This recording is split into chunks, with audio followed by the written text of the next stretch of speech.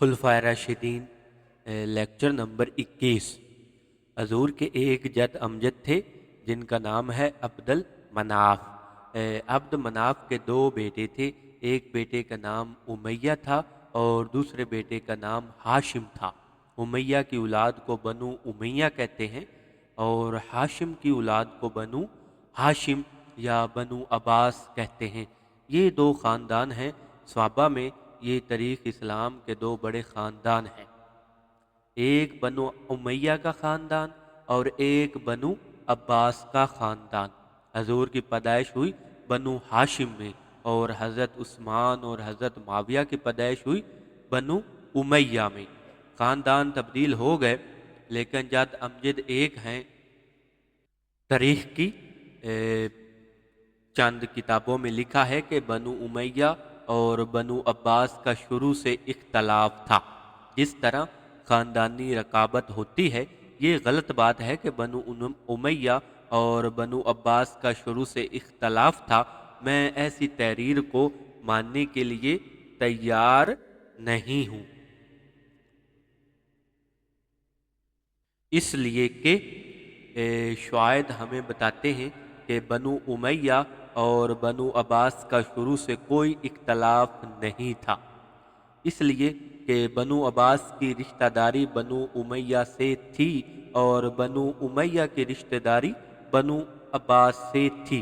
حتیٰ کہ آپ دیکھتے کہ حضور کی دو پھوپھیاں تھیں، ایک پھوپھی کا نام ہے صفیہ بنت عبد المطلب اور ایک پھوپھی کا نام ہے بیزا بنت عبد المطلب۔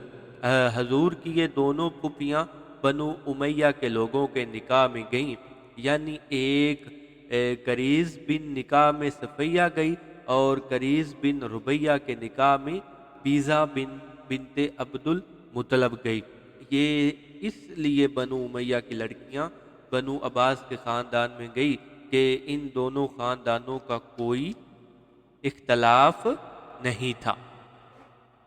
اگر دونوں کی لڑائی شروع سے ہوتی، دونوں کا اختلاف شروع سے ہوتا، دونوں کی جنگ شروع سے ہوتی تو حضور کی پھوپھیاں بنو ہاشم کی لڑکیاں بنو امیہ کے خاندان میں کیوں بیاہی جاتی؟ اختلاف نظر آتا ہے؟ نہیں آتا۔ ہاشم کے لڑکے کا نام عبد المطلب ہے، عبد المطلب کے بیٹے کا نام عبداللہ ہے، عبداللہ کے لڑکے کا نام محمد رسول اللہ صلی اللہ علیہ وآلہ وسلم ہے، اور اسی طرح امیہ کے لڑکے کا نام حرب ہے، حرب کے لڑکے کا نام سحر ہے، سحر کو ابو سفیان کہتے ہیں اور سحر کے لڑکے کا نام معاویہ بن ابو سفیان ہے۔ یہ خاندان ہے۔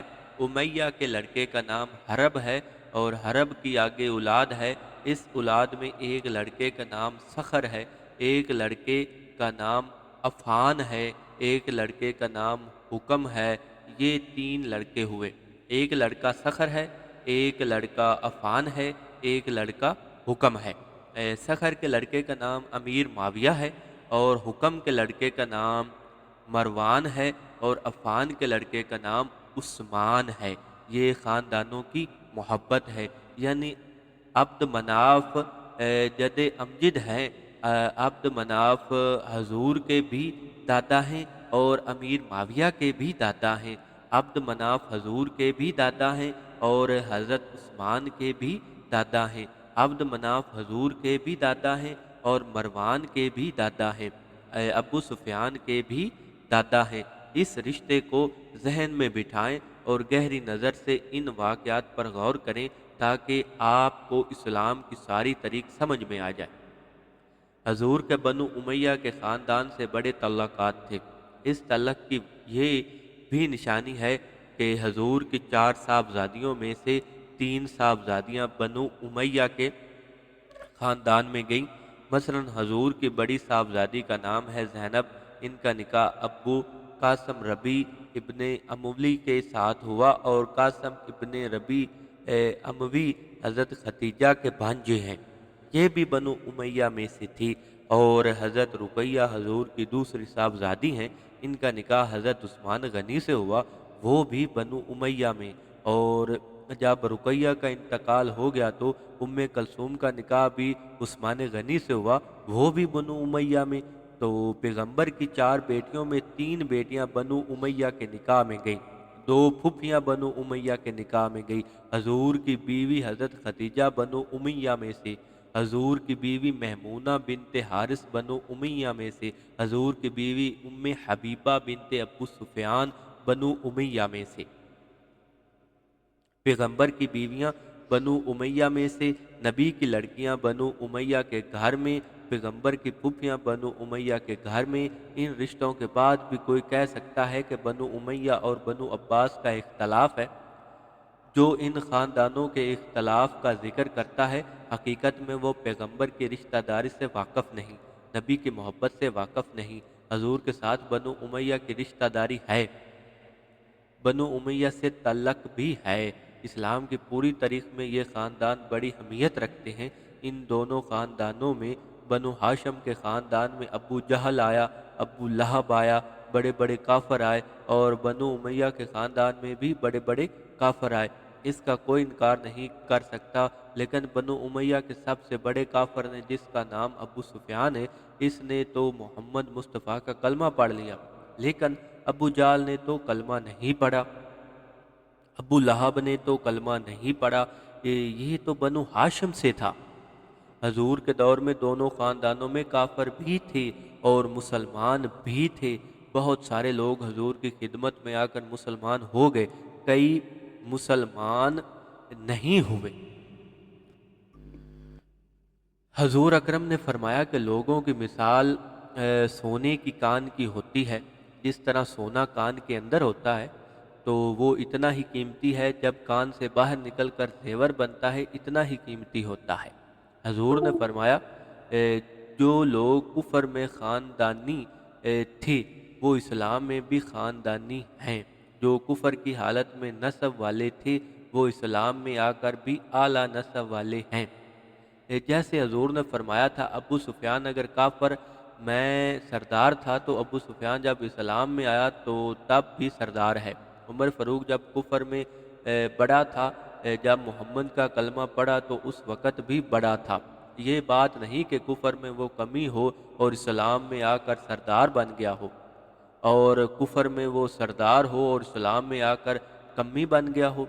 ये बात ठीक है कि अबू सुफियान ने हजूर का मुकाबला जंग बदर में किया, जंग अहद में किया, जंग खंदक में किया।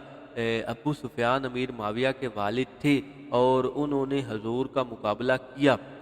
लेकिन तुम्हें ये भी पता होना चाहिए कि नबी को अबू सुफियान की बातों से तकलीफ़ पहुंची, अहद में तकलीफ़ पहुंची, खंदक में तकलीफ़ पहुंची। लेकिन जब फ़तह मक्का के मौका पर हज़रत अबू सुफियान ने मोहम्मद मुस्तफ़ा का कलमा पढ़ा तो नबी ने फरमाया जो अबू सुफियान के घर दाखिल हो जाएगा उसको अमन मिल जाएगा। गोया कि अबू सुफियान का इतना मर्तबा है और ये मर्तबा पैगंबर ने बतलाया है कि जो अबू सुफियान के घर आता है नबी उसको अमन दे देते हैं। लेकिन नबी जिसको अमन देते हैं, इस अबू सुफियान को तुम गालियाँ दो, बुरा कहो। ये अबू सुफियान वही है कि जो जंग हनैन में कुफार का मुकाबला करता है, एक तीर अबू सुफियान की आंख में लगता है, डेहला बाहर निकल आता है।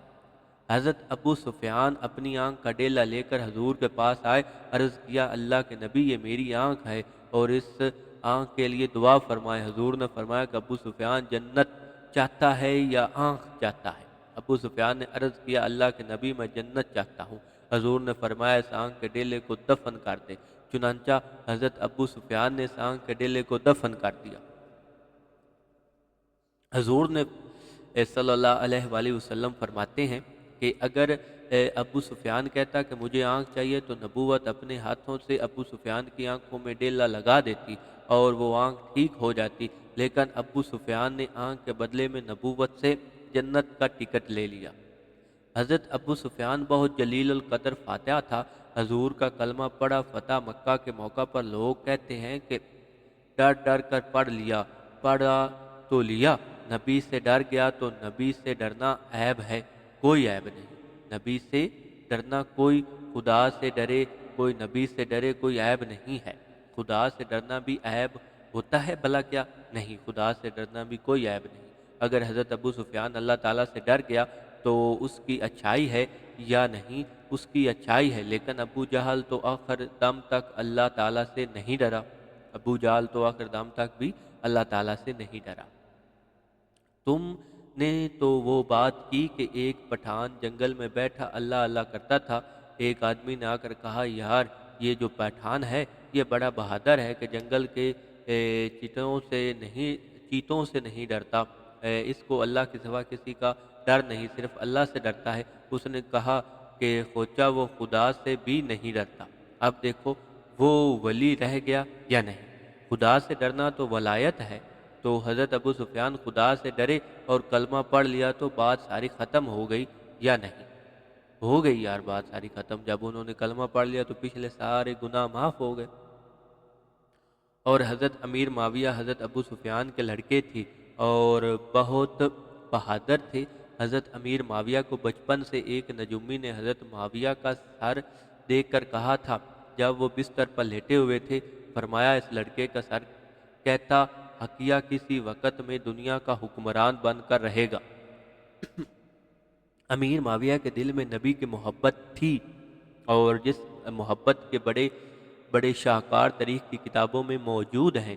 حضرت امیر معاویہ نے حضور کا کلمہ پڑھا، کب پڑھا؟ صلح حدیبیہ کے موقع پر، جب حضور حدیبیہ کی صلح کرنے مکے گئے، یعنی حضور کی وفات سے 4-5 سال پہلے امیر معاویہ نے کلمہ پڑھا۔ لیکن اس کلمے کا اظہار نہیں کیا۔ معاویہ کہتے تھے کہ میں اپنے والد سے ڈرتا تھا کہ میرا والد نہ مجھے مارے، کہ اس وقت ابو سفیان نے تو اس وقت کلمہ نہیں پڑھا تھا، اور حضرت امیر معاویہ نے کلمے کا اظہار کیا۔ فتح مکہ کے موقع پر جب مکہ فتح ہوا تو انہوں نے اپنے باپ کے سامنے کلمے کا اظہار کر دیا۔ حضرت امیر معاویہ کو حضور سے بڑی محبت تھی، اور حضور سے رشتہ داری بھی تھی، کہ ابو سفیان نے حضور کا کلمہ پڑھنے سے پہلے اپنی لڑکی ام حبیبہ کا نکاح حضور سے کر دیا تھا۔ امیر معاویہ کی بہن ام حبیبہ کا نکاح حضور سے ہو چکا تھا، تو گویا کہ نبی اکرم سے امیر معاویہ کی بھی رشتہ داری ہے۔ ان کی بہن پیغمبر کی بیوی ہے، ابو سفیان کی بیٹی نبی کی بیوی ہے۔ گویا کہ حضرت ابو سفیان پیغمبر کا سسر لگتا ہے، نبی کا سسر لگتا ہے۔ حضرت معاویہ پیغمبر کے سالے لگتے ہیں۔ حضرت امیر معاویہ اس لحاظ سے پوری امت کے ماموں ہیں۔ نبی کی بیوی امت کی ماں ہوتی ہے، اور یہ ماموں بنے تو ماموں تو باپ کی جگہ پر ہوتا ہے۔ جو باپ کو گالی دے اس کے حرامی ہونے میں شک ہی کوئی نہیں ہوتا۔ آپ کو معلوم ہونا چاہیے کہ ابو سفیان نے جب کلمہ نہیں پڑھا تھا، اپنی بیٹی سے ملاقات کے لیے ان کے گھر میں آئے مدینہ منورہ میں، تو جب اپنی بیٹی ام حبیبہ کو ملے تو ان کو پیار کرنے کے بعد بستر پر بیٹھنے لگے۔ ام حبیبہ نے وہ بستر لپیٹ لیا اور لپیٹ کر کہا، ابا جان تم اس بستر پر نہیں بیٹھ سکتے، یہ محمد کا بستر ہے، اور تم نے نبی کا کلمہ نہیں پڑھا۔ یہ بستر ہے کہ جس پر آسمانوں سے وحی آتی ہے، اور تم ابھی تک مشرک ہو، اس لیے تم ناپاک ہو، اور اس وجہ سے تم بستر رسالت پر نہیں بیٹھ سکتے۔ ام حبیبہ نے جب ایمان کا یہ مظاہرہ کیا، ابو سفیان رضی اللہ تعالیٰ عنہ کہتا ہے کہ میں نے دنیا میں بڑے بڑے لوگ دیکھے، لیکن جس طرح نبی کے صحابہ کرام نے نبی سے محبت کی ہے، ایسی محبت کرنے والے چشم فلک سے نہیں دیکھے۔ میرے دوستوں اور بھائیوں، حضرت ام حبیبہ نبی کی اہلیہ ہیں۔ حضرت ام حبیبہ بیوی ہو کر نبی کے پاس آئی، یہ حضرت ابو سفیان کی بیٹی ہیں اور حضرت امیر معاویہ کی بہن ہیں۔ حضرت امیر معاویہ نبی کی خدمت میں رہا کرتے تھے۔ حضرت امیر معاویہ فرماتے ہیں کہ میں ایک دن نبی کریم کے لیے پانی کا برتن لے کر آیا، حضور نے اس پانی سے وضو فرمایا، وضو کرنے کے بعد پیغمبر نے پانی اپنی انگلیوں پر رکھا، پانی اپنی انگلیوں میں لے کر وضو کے بعد کھڑے ہو کر پانی کے چھینٹے میرے چہرے پر مارے، اور اللہ کے نبی نے فرمایا، اے معاویہ جب تجھے حکومت ملے تو اللہ سے ڈر کے رہنا۔ اگر امیر معاویہ کی حکومت غلط ہوتی، اگر امیر معاویہ کی سلطنت غلط ہوتی تھی، تو اللہ تعالیٰ کا نبی فرماتا، اے معاویہ حکومت کو حاصل نہ کرنا، حضرت امیر معاویہ فرماتے ہیں کہ جب میرے پیغمبر نے فرمایا اے امیر معاویہ جب تجھے حکومت ملے تو اللہ تعالیٰ سے ڈر کے رہنا، تو میں نے سمجھا کہ جس طرح باپ اپنے بیٹے کو وصیت کرتا ہے اسی طرح میرے پیغمبر نے مجھے وصیت فرمائی، اور جب حضور نے مجھے بتایا اس وقت سے میں نے سوچ لیا کہ اے معاویہ اس وقت تک تیری موت نہیں آئے گی جب تک تجھے دنیا میں حکومت نہیں ملے گی۔ امیر معاویہ اتنا بڑا جرنیل ہے، اتنا بڑا سپہ سالار ہے، اتنا عظیم حکمران ہے۔ حضرت ابو بکر صدیق حضور کی وفات کے بعد 2 سال 3 مہینے 10 دن تک خلیفہ رہے، اور 11 لاکھ مربع میل پر حضرت ابو بکر صدیق نے اسلام کا پرچم لہرایا۔ حضرت عمر فاروق تشریف لائے، انہوں نے 10 سال 6 مہینے تک 22.5 لاکھ مربع میل پر اسلامی حکومت قائم فرمائی۔ عثمان غنی تشریف لائے، انہوں نے 12 دن کم 12 سال تک 44 لاکھ مربع میل پر اسلامی حکومت قائم فرمائی۔ حضرت علی تشریف لائے، انہوں نے 4.5 سال تک 22.5 لاکھ مربع میل زمین پر اسلامی حکومت قائم فرمائی۔ ان کے بعد جب ان کے بیٹے حضرت حسن خلیفہ بنے، حضرت حسن نے 6 مہینے تک 22.5 لاکھ مربع میل زمین پر اسلامی حکومت قائم کی، اور جب حضرت امیر معاویہ کے ہاتھ پر حضرت حسن نے بیعت فرمائی اور اپنی خلافت میں ملک شام کے ایک شہر مقام سکن پر نہر جدل کے کنارے پر ملک شام میں حضرت امیر معاویہ کے ہاتھ پر حضرت قیس ابن سعد ابن عبادہ کے اصرار پر ان دونوں بھائیوں نے جب حضرت امیر معاویہ کو اپنی خلافت سپرد کر دی، ان کے ہاتھ پر بیعت کر لی، تو معاویہ نے تنہا 64,15,000 مربع میل زمین پر 19 سال تک حکومت قائم فرمائی۔ امیر معاویہ کی حکومت سب سے بڑی ہے، ان کی سلطنت سب سے بڑی ہے، ان پر تنقید ہو۔ اس کا یہ قصور تھا کہ وہ کاتب وحی تھا، اس کا یہ قصور تھا اس نے روم کے علاقے فتح کیے، اس کا یہ قصور تھا کہ اس نے کسرا کے کنگرے توڑ دیے، اس کا یہ قصور تھا اس نے پرتگال کی سرحدوں پر اسلامی پرچم لہرا دیا تھا۔ امیر معاویہ نبی کی خدمت میں موجود ہیں۔ امیر معاویہ وہ جلیل القدر انسان ہے کہ حضور نے فرمایا اے اللہ معاویہ کے سینے کو علم سے بھر دے۔ حضور نے فرمایا میری امت میں سب سے زیادہ بردبار امیر معاویہ ہے۔ میرے دوستو، حضرت معاویہ حضور کی خدمت میں بیٹھے ہیں، ایک شہزادہ آ کر کہتا ہے یا رسول اللہ میں عیسائیوں کا شہزادہ ہوں، غسان کی ریاست سے آیا ہوں، میرا باپ بادشاہ ہے، میں نے تورات اور انجیل میں اپنے راہبوں اور پادریوں سے سنا ہے کہ آپ آخر زمان نبی ہیں۔ میں اسی علاقے میں آیا تھا تو میں زیارت کے لیے آ گیا۔ وہ چلنے لگا تو کہنے لگا یا رسول اللہ میں اگر تحفہ اور ہدیہ آپ کو دوں تو آپ قبول کریں گے؟ حضور نے فرمایا ضرور، میں تیرا تحفہ قبول کروں گا۔ اب وہ رخصت ہوتا ہے تو کہتا ہے میرا سامان 6 میل کے فاصلے پر ایک جگہ پڑا ہے، آپ کسی خادم کو میرے ساتھ بھیج دیں جو ہدیہ لے آئے۔ حضور کے خصوصی خدام میں حضرت انس کا نام مشہور ہے یا حضرت زید کا نام مشہور ہے، لیکن اس وقت ان دونوں میں کوئی نہیں تھا۔ حضرت معاویہ حضور کی خدمت میں بیٹھے تھے اور ان کی عمر 24 سال تھی۔ حضور نے فرمایا معاویہ جاؤ، اس عیسائی کے ساتھ شہزادے کے ساتھ جاؤ، جو چیز تمہیں دے لے آؤ، جو چیز تمہیں دے وہ لے کر آؤ۔ حضرت معاویہ اس شہزادے کے ساتھ چل پڑے۔ یہ واقعہ تطہیر الجنان میں بڑی تفصیل کے ساتھ لکھا ہے۔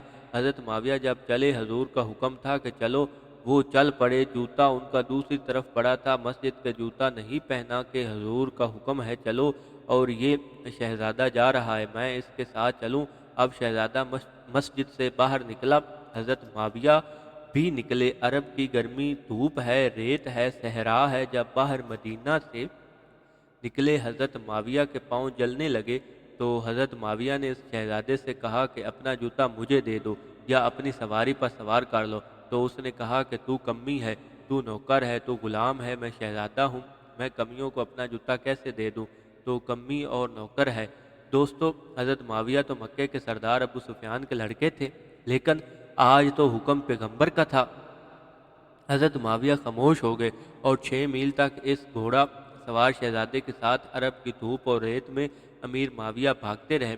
6 میل بعد اس کا پڑاؤ آیا۔ اس نے حضرت معاویہ کو سامان دیا۔ حضرت معاویہ سامان لے کر واپس آئے۔ حضور نے پوچھا، معاویہ تم کیسے گئے اور کیسے آئے؟ حضرت معاویہ نے سارا واقعہ بیان کیا۔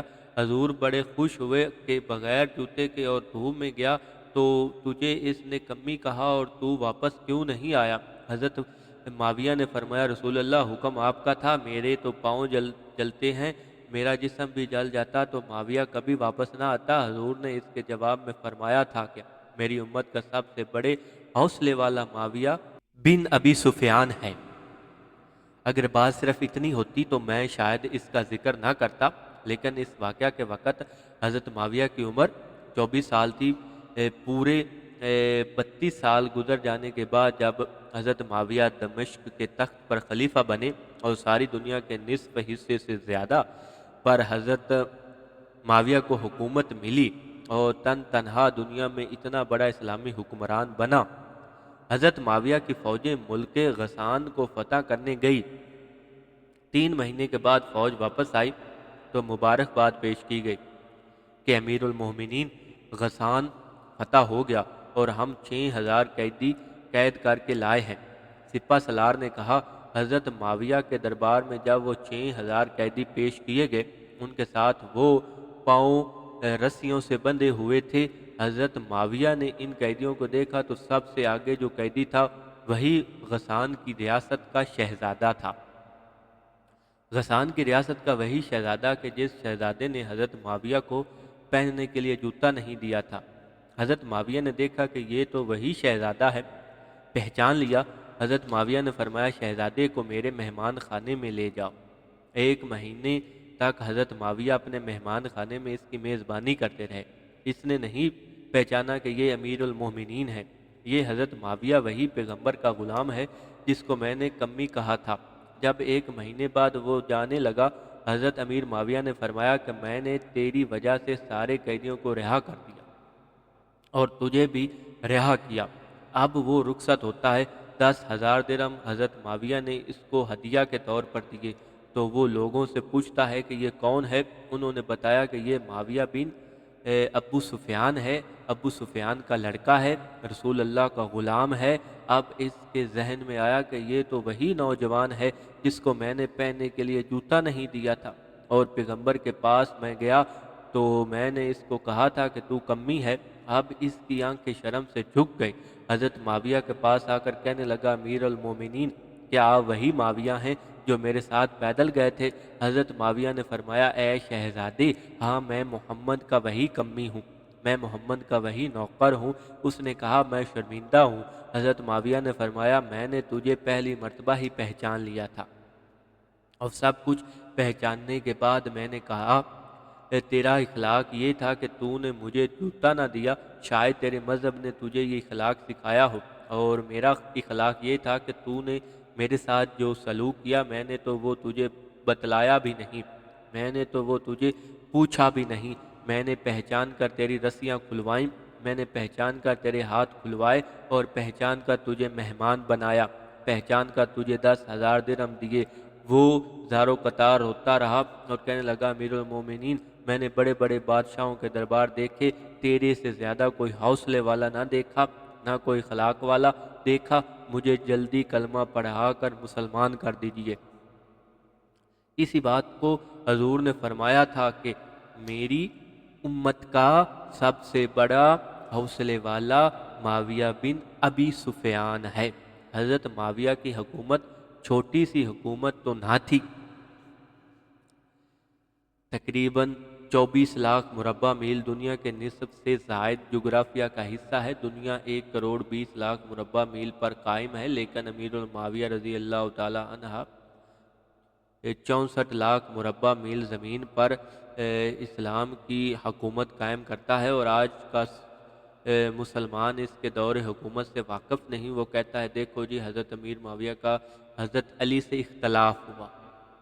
میں مانتا ہوں حضرت امیر معاویہ رضی اللہ تعالیٰ عنہ کا حضرت علی سے اختلاف ہوا، اور وہ اختلاف قتلان عثمان سے بدلہ لینے کے لیے تھا۔ حضرت امیر معاویہ نے فرمایا تھا اے امیر المومنین علی آپ پہلے بدلہ لیں میں پھر بیعت کروں گا، یہ اختلاف تھا، اجتہاد تھا۔ حضرت علی کی رائے اپنی جگہ درست تھی، امیر معاویہ کی رائے اپنی جگہ درست تھی، تو ان آراء میں اختلاف پیدا ہوا، اختلاف کے بعد نقصان بھی ہوا، لیکن میں سوال کرتا ہوں کہ آپ اس اتنے سے اختلاف پر امیر معاویہ کی فتوحات پر پانی پھیر دیں گے؟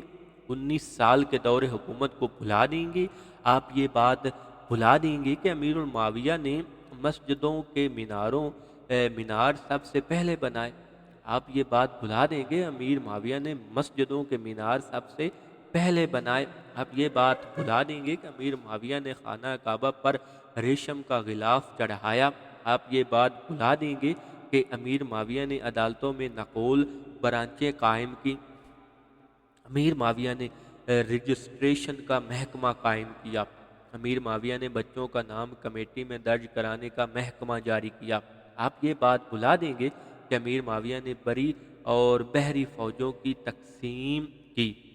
آپ یہ بات بھلا دیں گے کہ امیر معاویہ نے بڑے بڑے بادشاہوں کو للکارا؟ آپ یہ بات بھلا دیں گے کہ امیر معاویہ نے سب سے بڑے شہر کیساریہ کو اپنے ہاتھوں سے فتح کیا؟ آپ یہ بات بھلا دیں گے کہ امیر معاویہ نے مکہ اور مدینہ کے 7.5 لاکھ ایکڑ اراضی کو سرسبز شاداب بنا دیا، 5 نہریں نکال کر پورے عرب کے پہاڑوں کو گلدستہ بنا کر اس سارے علاقے میں پوری زمین کو کاشت کے قابل بنا دیا؟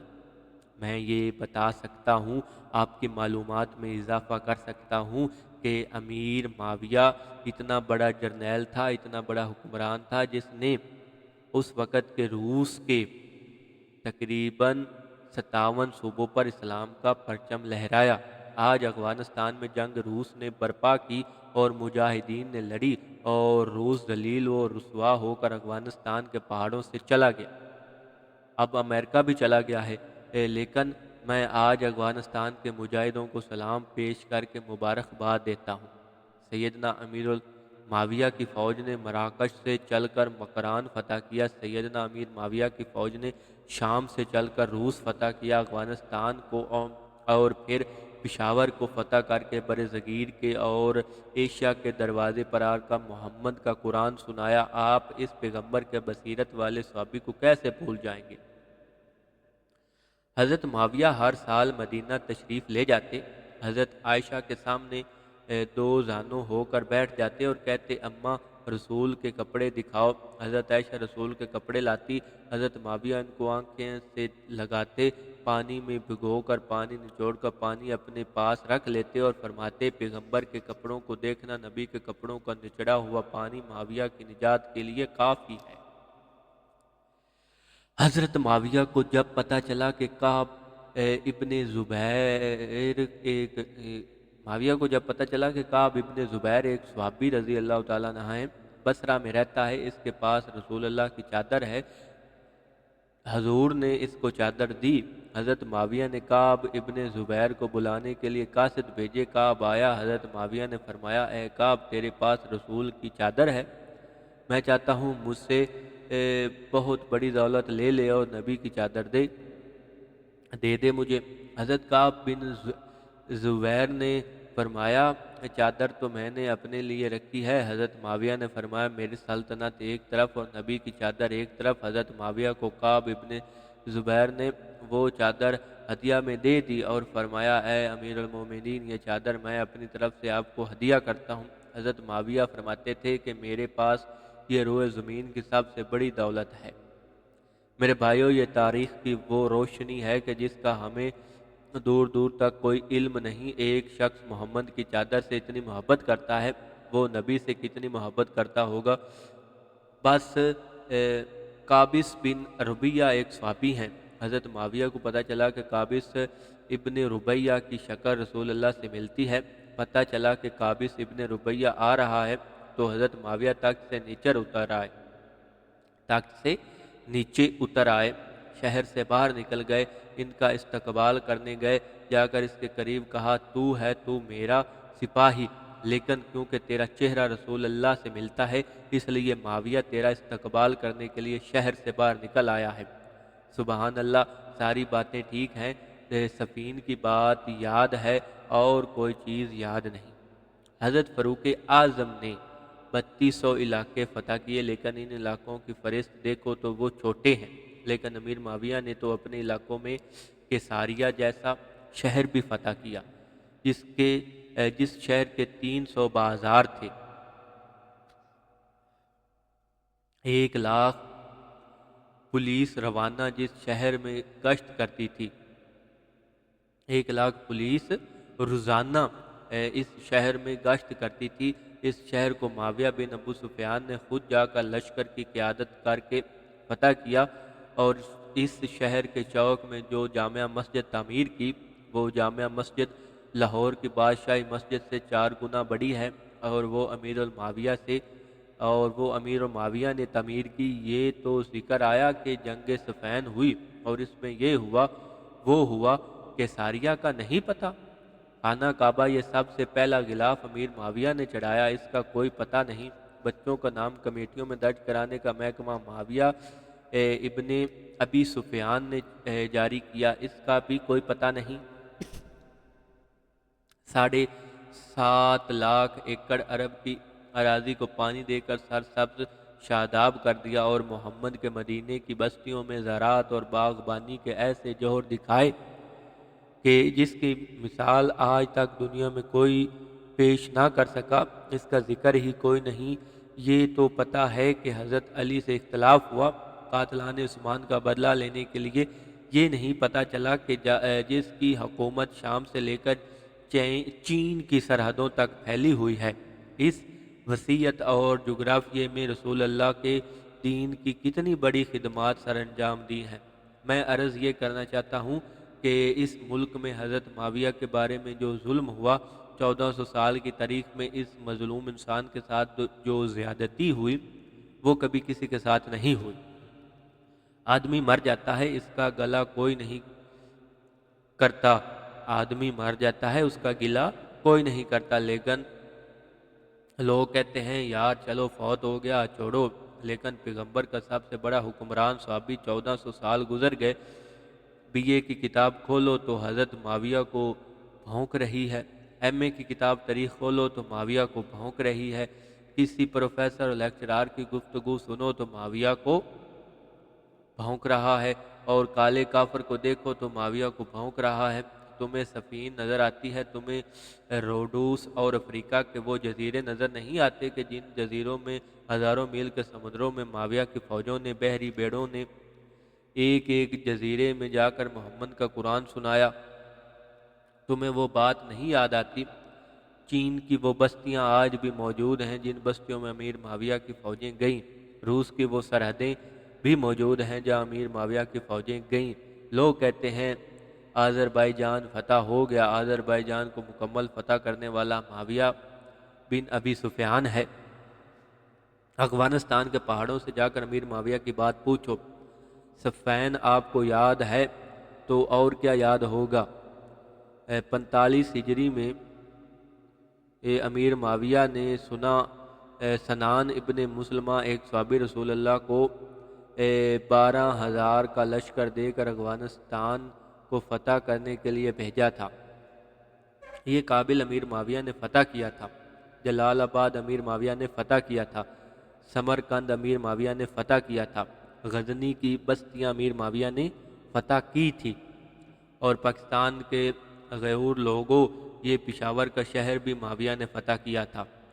فتو البلدران کھولو علامہ بلازری کہتا ہے امیر معاویہ نے 45 ہجری میں 12,000 فوجوں سے بدھ مت کے حکمرانوں کو قتل کر کے اسلام کا پرچم پشاور پر لہرا دیا، اور اس پشاور کے شہر کو دیکھو جس کو سب سے پہلے بدھ مت کے مذہب سے فتح کرنے والا معاویہ بن ابی سفیان ہے، اس کی فوجوں کا سپہ سالار ہے۔ آج 4 صدی کے قریب اصحاب بابا کے نام سے قبر بنی ہوئی ہے، یہ قبر اسی سپہ سالار نے سنان ابن مسلمہ کی ہے جسے معاویہ بن ابی سفیان نے بھیجا تھا۔ میرے بھائی اور دوستو، بلوچستان جس کو تاریخ کی کتابوں میں بلوچستان نہیں کہتے، کسی پرانی تاریخ میں بلوچستان آپ کو نہیں ملے گا۔ بلوچستان کا ایک شہر ہے قلات اور ایک خزدار ہے۔ تاریخ کی کتابوں میں انہی کا ذکر ہے۔ یہاں ایک راجا تھا، اس راجا کو کسی نے خبر دی کہ آخر زمان پیغمبر دنیا میں تشریف لے آئے ہیں۔ اس نے اپنے چند ساتھیوں کو کہا کہ تم رسول اللہ کے پاس مدینہ جاؤ، میرا سلام کہو اور دیکھو کہ واقعی ہی آخر زمان پیغمبر ہیں۔ اگر حضور آ گئے ہوں تو پھر میں بھی جاؤں گا اور رسول اللہ کا کلمہ پڑھوں گا۔ اس راجا کا ایک وفد وہاں سے چلا، کلات سے میں قربان ہو جاؤں اس راجا کی سوچ پر کہ وفد جب روانہ ہونے لگا تو اس نے کہا کہ اگر آخر زمان پیغمبر تمہیں مل جائیں تو ان کو میری طرف سے 2 چیزیں تحفے میں دینا۔ علامہ بلازری کہتا ہے کہ تحفے ہندوستان کے تھے اور وہ چیزیں عرب کے ملکوں میں نہیں تھی۔ ایک تحفہ دیا رسول اللہ کو ساگوان کی لکڑی کا، سب سے اچھی لکڑی ساگوان کی ہے۔ ایک پھل دیا، اس پھل کا نام ہے زنجیل، عربی زبان میں اسے زنجیل کہتے ہیں اور اردو میں اسے ادرک کہا جاتا ہے۔ یہ پھل راجا نے رسول اللہ کی خدمت میں بھیجا۔ ایک کوڑا کھڑا لے کر اس میں پانی ڈالا اور اس میں یہ پھل ڈال دیا تاکہ تازہ رہے۔ جب رسول اللہ کے پاس یہ تازہ پھل پہنچے، جب مدینہ منورہ میں یہ وفد پہنچا تو رسول اللہ مسجد نبوی کے صحن میں تشریف فرما تھے۔ سواریوں سے وہ لکڑی اور گھڑا اتارا گیا، حضور کی خدمت میں وہ پھل پیش کیا گیا۔ رسول اللہ نے اس پھل کو تناول فرمایا اور آپ نے فرمایا یہ ادرک کا پھل یہ بڑی بیماریوں کا علاج ہے۔ تو جتنے صحابی وہاں موجود تھے وہ پھل سارے صحابی میں بانٹا گیا۔ جو لکڑی آئی، حضور نے فرمایا ابو ایوب انصاری جاؤ، جہاں میرا بستر پڑا ہے یہ چٹائی ہے، اس جگہ پر اس ساگوان کی لکڑی کو لے جاؤ، ایک چارپائی بناؤ، اس لکڑی سے پائے بناؤ۔ رسول اللہ کی چارپائی تھی، وہ چارپائی اس ساگوان کی لکڑی سے بنائی گئی اور وہاں آپ کی چٹائی بچھائی گئی۔ رسول اللہ اسی چارپائی پر آرام فرماتے رہے جو ساگوان کی لکڑی سے بنائی گئی تھی اور جو لکڑی بلوچستان سے گئی تھی۔ حضور کا جنازہ اٹھا تو اسی چارپائی پہ اٹھا اور صدیق اکبر بعد میں تشریف لائے، ان کا جنازہ بھی اسی چارپائی سے اٹھا۔ فاروق اعظم شہید ہوئے تو ان کو بھی شہید ہونے کے بعد اسی چارپائی پر رکھا گیا، اور حضرت عثمان کے دور میں رسول اللہ کا سامان نیلام ہوا تو نیلامی میں حضرت معاویہ نے اس چارپائی کو 4000 درہم میں خرید لیا اور امیر معاویہ یہ چارپائی لے کر شام چلے گئے اور معاویہ کا جنازہ بھی اسی چارپائی سے اٹھا۔ یہ جو خلفائے راشدین میں نے آپ کو بک پڑھ کر سنائی ہے، اگر اس میں پہلے نمبر پر تو کوئی غلطی ہوگی ہو تو اس کے لیے میں معذرت۔ تو یہ کتاب لکھی ہے حضرت علامہ ضیاء الرحمن فاروقی شہید نے، اور جو کچھ اس نے لکھا ہے میں نے وہی آپ کو پڑھ کر سنایا ہے۔ اگر کوئی بات آپ کو غلط لگی ہو، کوئی آپ کی سمجھ میں نہ آئی ہو، یا آپ سمجھتے ہو کہ یہ بات نہیں اس میں لکھی ہونی چاہیے تھی، تو اس کے لیے میں معذرت چاہتا ہوں، کیونکہ میں نے وہ پڑھی ہے اور میں نے اسی لیے پڑھی ہے کہ کچھ دوستوں نے کہا تھا کہ آپ نے پوری کتاب ہمیں یہ دینی ہے آڈیو میں، اس میں کوئی آپ نے رد و بدل نہیں کرنی، کوئی جملہ آپ نے چھوڑنا نہیں، تو میں نے اس لیے تمام جملے اس میں پڑھے ہیں۔ تو اگر کسی کو برا لگا ہو تو اس کے لیے میں معذرت چاہتا ہوں۔ یہ میں نے آپ کو بتا دیا حضرت علامہ ضیاء الرحمن فاروقی کی یہ لکھی ہوئی کتاب ہے۔ حضرت علامہ ضیاء الرحمن فاروقی شہید کی شخصیت سے کون واقف نہیں؟ آپ بیک وقت خطیب ادیب مورخ مصنف ہونے کے ساتھ ساتھ مخلص بے باک رہنما بھی تھے۔ تاریخ ناموس صحابہ سے وابستہ ہونے سے قبل موصوف ملک و بیرون ملک زبان قلم کے لحاظ سے جانے پہچانے جاتے تھے، اور جب امیر عظمیت کی جانشینی کا منصب سنبھالا تو عظمیت کا سفر اس انداز سے طے فرمایا کہ بقول شاعر ادا حق جانشینی کا ہے فاروقی نے کر چھوڑا۔ زیر نظر کتاب حضرت کے خلفائے راشدین کے عنوان پر 12 تقریر کا مجموعہ ہے۔ اس میں یہ تمام ان کی تقریریں لکھی ہوئی ہیں جو علامہ ضیاء الرحمن فاروقی نے کی تھی۔ اللہ حافظ۔